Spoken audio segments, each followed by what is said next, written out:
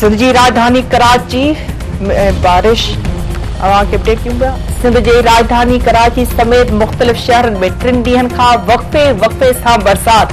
मुख्तलिफ हादसनि वाक़िअनि में 5 ॼणा फ़ौत, 10 खां वधीक ज़ख़्मी।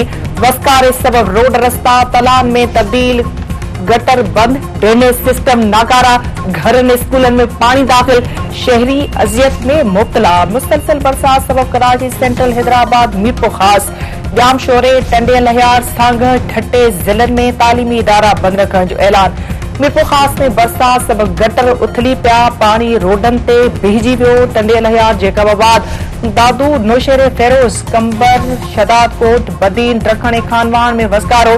सिजावल, केटी, बंदर, जाती, गाड़े, बघाण समेत सामूंडी पट्टीअ में बरसात।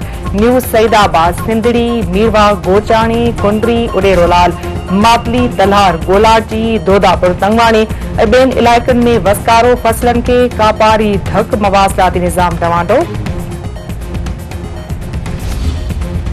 सिंध जे वॾे वज़ीर सैयद मुराद अली शाह तेज़ बरसातुनि सबब कराची ॿियनि शहरनि में शहरी ॿोॾि जो ख़दशो ज़ाहिर करे छॾियो। वॾे वज़ीर तरफ़ां मलीर, ठट्टे, सिजावल ऐं टंडे मोहम्मद खान ज़िलनि जा दौरा। मलीर नदी, घारो पुल, बदीन ऐं सिजावल में सिम नालनि जो बि मुआइनो।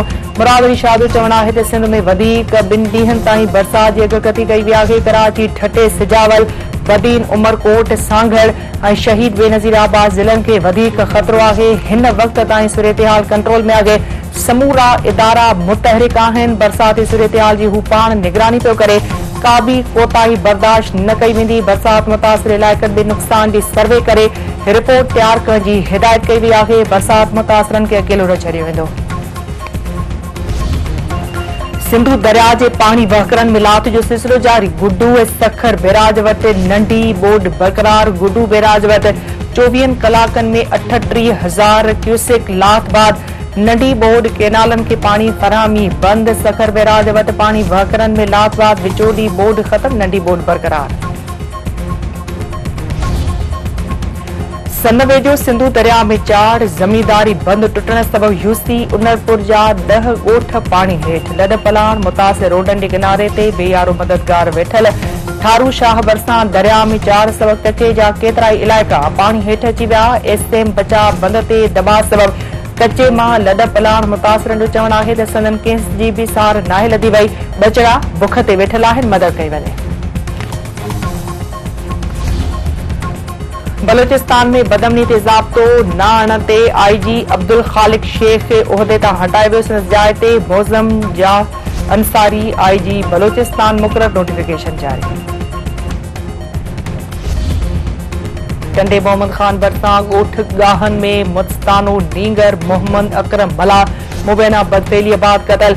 वाक़े बाद संदसि घर में कोहराम बदल। वारसनि जो चवणु आहे त संदन नींगर मस्तानो हुयो, साणनि वॾो ज़ुल्म थियो आहे, इंसाफ़ ॾियो वञे। ऐं टंडे गुलाम हैदर वेझो हैदराबाद बदीन रोड ते चिंची मोटरसाइकिल में टक्कर। 2 ॼणा फ़ौत, 4 ॼणा ज़ख़्मी। फ़ौतनि में तलहार वासी, गुलाम मुस्तफ़ा कुंभर ऐं साजिद रिंद शामिल। मढ़ अस्पताल मुंतक़िल।